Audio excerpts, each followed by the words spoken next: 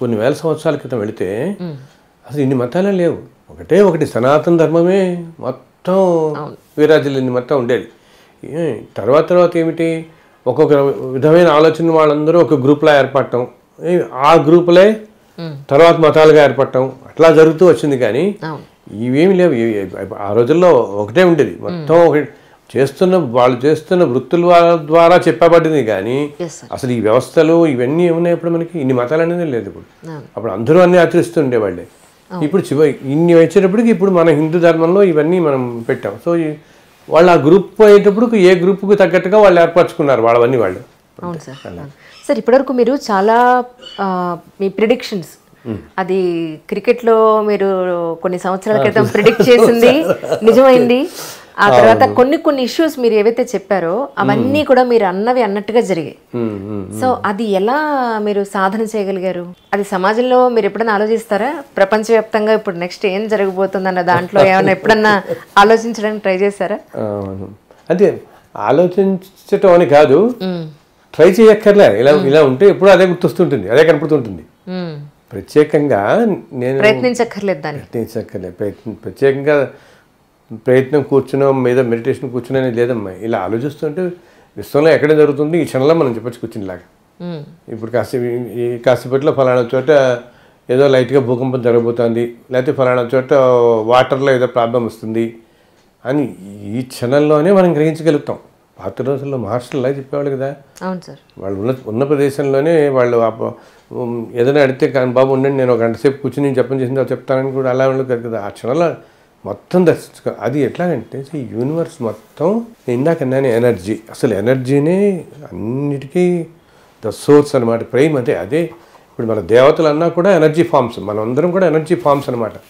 దేవతలు ఇంకా హయ్యర్, ఇవంతా కూడా విపరీతమైన ఎనర్జీ ఫామ్స్ ఇవన్నీ కూడా అనమాట. సో ఈ యూనివర్స్ మొత్తం ఎనర్జీ ఉంటుంది. ఇప్పుడు ఇందాక నేను ఈ వేవ్స్ ఎలా చెప్తున్నాము, ఇప్పుడు మనం మొబైల్ ఉంది, మన మొబైల్ మోతుందంటే ఈ చుట్టూతో వేవ్స్ మధ్యలో ఉన్నాం మనం. వేవ్స్ మధ్యలో ఉండి మన నెంబర్ తగ్గట్టు 5 రాగానే ఇమీడియట్లీ ఇట్ పికప్.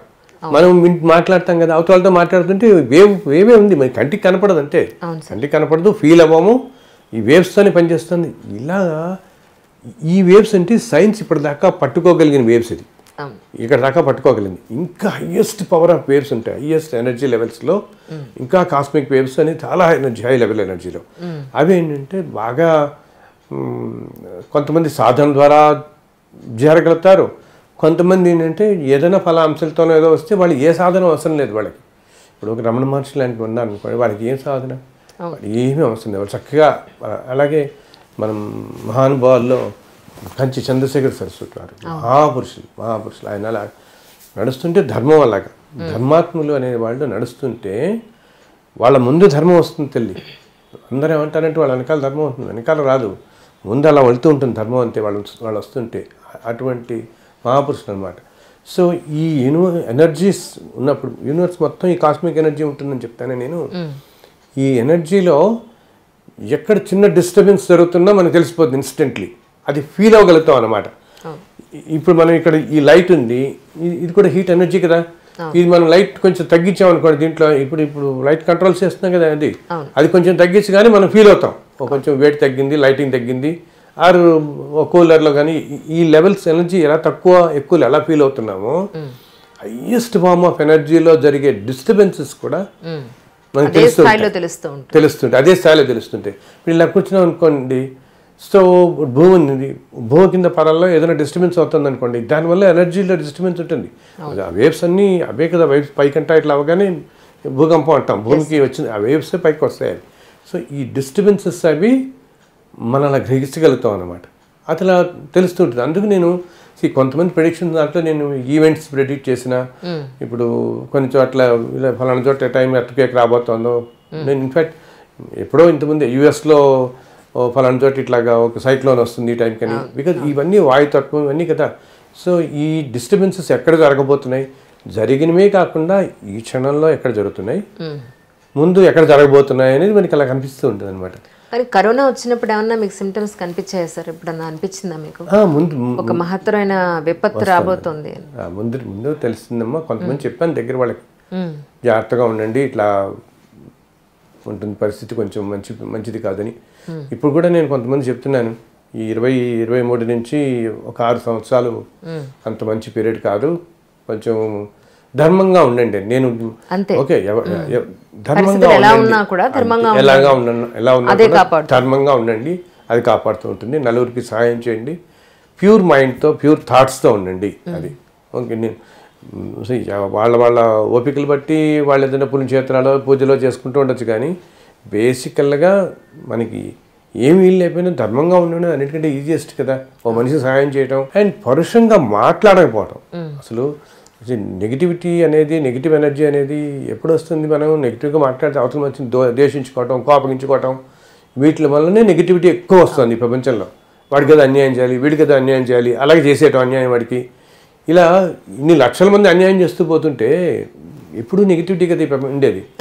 సో అది వద్దు అని. ఎందుకంటే ఆల్రెడీ ప్రపంచానికి అంత మంచి టైం పీరియడ్ కాదు ఇప్పుడు ఈ 6-7 ఏళ్ళు. కాబట్టి మనం ధర్మంగా ఉంటే అది కొంచెం తగ్గుతుంది, ఆ తీవ్రత కొంచెం తగ్గి మనం రక్షింపబడుతూ ఉంటాం. మనం మన చుట్టూతో ఉన్న వాళ్ళందరూ కూడా హాయిగా ఉండగలుగుతారు. అప్పుడు సార్ కళలు విషయానికి వస్తే, మనం కళ వచ్చిన టైంను బట్టి అది నిజమయ్యే అవకాశం ఉంటుంది అనేది కొంతమంది అంటే, ఆ కళ ఎప్పుడు వచ్చింది అనేది తీసి పక్కన పెడితే, కళ వచ్చింది పొద్దున్న ఈరోజు కొత్తగా నేను కొంతమంది టీనేజ్ పిల్లలు చూస్తున్నా, నాకు ఈ కళ వచ్చింది, what is the mean about it అని నెట్లో ఒకటి చూపిస్తూ ఉంటే, నెట్ చూపిస్తుంది ఏంటంటే మీకు కళ వచ్చింది కాబట్టి కమింగ్ ఫ్యూచర్లో మీకు ఇలా జరిగే అవకాశం ఉంది అని. సో నాతో వాళ్ళు అన్నది ఏంటంటే, 10th ఇంటర్మీడియట్ చదివే పిల్లలు, మ్యామ్ మాకు ఈ కళ వచ్చింది, మేము నెట్లో చూస్తే అది నిజం. ఈ రోజు మీరు నేను ఆల్రెడీ ఆ రోజుకి డ్రెస్ వేసేసుకుని ఉంటాను, స్నానం అయిపోయి డ్రెస్ వేసుకుని ఉంటావు, అందులో ఉంటుందిట ఈ రోజు నువ్వు ఈ కలర్ డ్రెస్ వేసుకుని ఉంటావు అని. సో ఆ కళ వచ్చింది నిజమే అవుతోంది మాకు అని అన్నారు. సో ఇది ఎలా జరుగుతుంది? ఇది చాలా చాలా వ్యాస్ట్ సబ్జెక్ట్ మీరు అడిగింది. Sir vast subject sir, because స్వప్నం లోకం అనేది different, another plane, altogether another plane. ఇందాక నేను ఒక డైమెన్షన్ అన్నానే, అలాగే స్వప్నావస్థ అంటాం మనం. ఓకే, అది ఒక ప్లేన్ అన్నమాట. ఓకే, మనం డీప్ స్లీప్లోకి వెళ్ళిపోయినప్పుడు ఆ స్వప్నావస్థలోకి వెళ్ళిపోతాం. అప్పుడు ఏమవుతుంది, మన సోల్ ఆ ప్లేన్లోకి వెళ్ళిపోతుంది. ఓకే ఓకే, అప్పుడు ఆ ప్లేన్లో ఏంటి జరగబోయేదేనే కాదు, ఇంతకు ముందు జన్మల్లో జరిగినవి కూడా మనకి కొన్ని కనపడతాయి. రైట్, ఇంతకుముందు జన్మల్లో, బికాజ్ ఆ plane it's a different plane కదా. ఆ ప్లేన్లో ఇంతకుముందు జన్మల్లో అందరినీ కొంతమంది చూడండి, అంటే రాత్రి కాలం నాకు చాలా బ్యాడ్ కళ వచ్చింది, నేను ఎక్కడ సముద్రంలో పడిపోయినట్టు, లేదా ఏదో బిల్డింగ్ నుంచి పడిపోయినట్టు, లేదా ఏదో అగ్నిప్రమాదంలో ఏదో అయిపోయాను, అసలు వాళ్ళు లేవడం అరుస్తూ లేస్తారు ఇద్దరి మధ్యలో కదా. బాగా టైర్డ్ అయిపోయి ఉంటారు, లేవడం కూడా బాగా టైర్డ్ అయిపోయి ఉంటారు. బికాజ్ స్వప్నావస్థలో కూడా ఏంటి అవుతుంది, మనం ఇప్పుడు ఎలా సఫర్ అవుతున్నామో ఆ అవస్థలో కూడా సఫర్ అవుతాం. కాబట్టి అది ఫిజికల్ సఫరింగ్ కూడా చూపిస్తుంది, ఈ బాడీ మీద కూడా మనకు చూపిస్తుంది. ఈ దీంట్లో కూడా వచ్చినప్పుడు కూడా, సో దాంట్లో ఏదో జన్మల్లో ఈ మనిషికి జరిగినవి, ఈ సోల్కి జరిగినవి ఆ స్వప్నంలో కనపడుతూ ఉంటాయి వాడికి, అవి గ్రహిస్తాడు. అలాగే కొంతమందికి దాంతోపాటు ముందు జరగబోయేవి కూడా కొన్ని కనపడతాయి. అయితే ఇది వాళ్ళు డిస్టింగ్విష్ చేసుకోలేరు, ఇది ముందు జరగబోతుందా ఇంతకుముందు జరిగిందా. కొంతమంది ఏమంటారు చూసారా, మనతో అంటారు, ఏమన్నా నాకు కళ వచ్చింది, వాడు పోతాడని కళ వచ్చింది అంటారు. అంటారా, వింటుంటాయి కదా, వాడికి ఏదో బాగుండదేమో అనిపిస్తుంది, ఏదో అనారోగ్యం వచ్చేలా ఉంది వాళ్ళకి, నాకేదో రాత్రి కళ వచ్చిందండి, భయంగా ఉంది పాపం అనిపిస్తుంది. ఏంటంటే ఆ కళలో పాస్ట్ ఇన్సిడెంట్సే కాకుండా, because it's a different plane కాబట్టి ఫ్యూచర్లో జరగబోయేవి కూడా కొన్ని కొన్ని కనిపిస్తూ ఉంటాయి కంటికి మనకి. అది కొంతమంది క్లియర్గా ఉంటుంది, కొంతమందికి ఏమిటి అని తెలియదు కానీ అనిపిస్తుంటుంది. అది ఈ ప్లేన్లోకి వచ్చిన తర్వాత మనం మర్చిపోతాం. సహజంగా చాలామంది మర్చిపోతారు, అసలు కొన్ని కళ్ళే గుర్తుండవు కొంతమందికి, ఏం కళ వచ్చింది కూడా క్లియర్గా గుర్తుంది మనకి. కొన్ని మాత్రం ఏంటంటే ఇమీడియట్గా ఇగో ఇలా జరగబోతుందని ఒక చిన్న సంకేతాలాగా, బికాస్ అదొక డిఫరెంట్ ప్లేన్ కాబట్టి. నిజంగా సార్, మిమ్మల్ని కలవడం, ఎన్నో విషయాలు డిస్కస్ చేసుకోవడం నేను చేసుకున్న పూర్వజన సుకృతంగా భావిస్తున్నాను. చాలా గొప్ప విషయాలు చెప్పారు, తెలియని విషయాలు చాలా వరకు. సో కమింగ్ ఫ్యూచర్లో మర్చిపోయాను, మీ పుస్తకాలు నాకు కూడా ఎవరు నా వెబ్సైట్లో ఉంటాయేమో, ఎవరైనా డౌన్లోడ్ చేసుకోవచ్చు.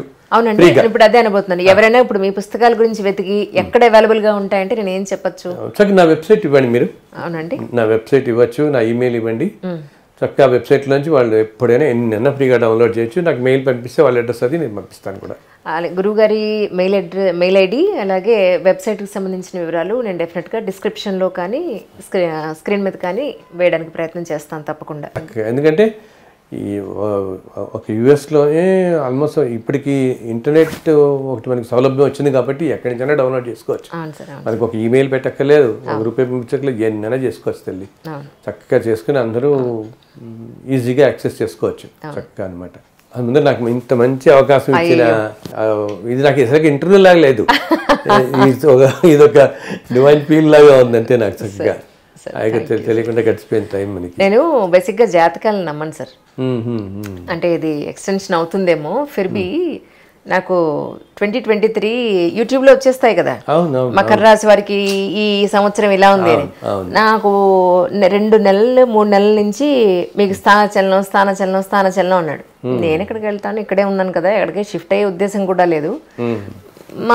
మేము ఉన్న ఫ్లాట్ మేము సేల్ చేసేస్తున్నాం అండి, మీరు వేరే ఫ్లాట్ చూసుకోండి అన్నాడు. ఓహో ఇదేనేమో చలనం అనుకున్నాను, స్థానచలనం అనుకున్నాను.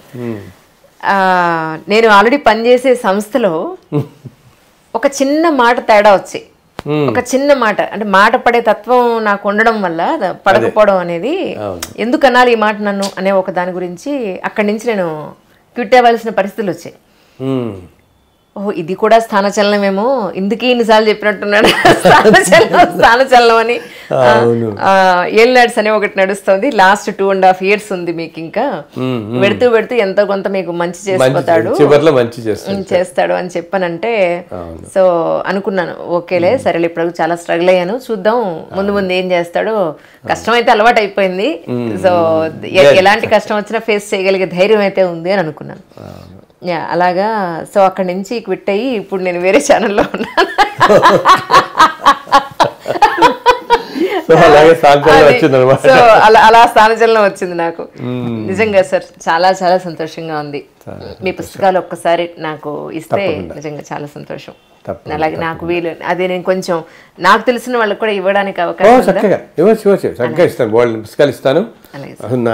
నా ఫోన్ నెంబర్ ఇవ్వండి, మీరు చక్కగా ఎవరికైనా ఎవరికి కావాల్సిన రావచ్చు ఇస్తాను.